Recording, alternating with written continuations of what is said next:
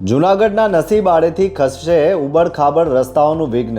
મહાનગરપાલિકાની સ્ટેન્ડિંગ કમિટીએ શહેરના સર્વાંગી વિકાસ માટે 275 કરોડના કામોને લીલી ઝંડી આપી દીધી છે। ભૂગર્ભ ગટર અને પાણીની લાઈનોના કામ બાદ પાયમાલ થયેલા રસ્તાઓ હવે ભૂતકાળ બનશે।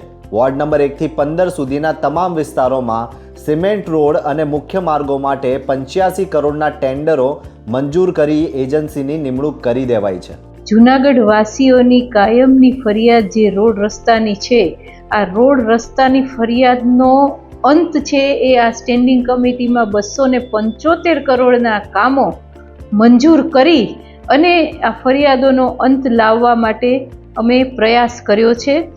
આગામી સમયમાં સારામાં સારા રોડ અને રસ્તા છે એ અમે લોકો કરવા જઈ રહ્યા છીએ। આના માટે એજન્સી નક્કી થઈ ગઈ છે અને એને લીલી ઝંડી પણ આપી દીધી છે।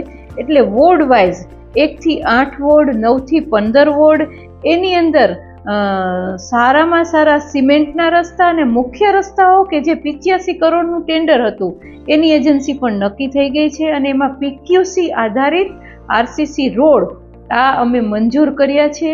માત્ર રસ્તા જ નહીં, ગરીબ અને મધ્યમ વર્ગનું ઘરનું સપનું પણ સાકાર થશે।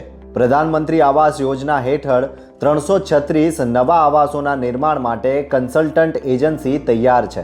1 અને 2 BHKના મકાનો સાથે જૂનાગઢ હવે નવી ઊંચાઈઓ સર કરવા સજ્જ છે।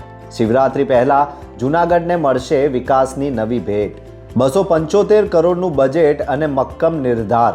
જૂનાગઢનો કાયાકલ્પ કરવા મનપા તૈયાર। જોતા રહો ગુજરાત વંદન। ધન્યવાદ।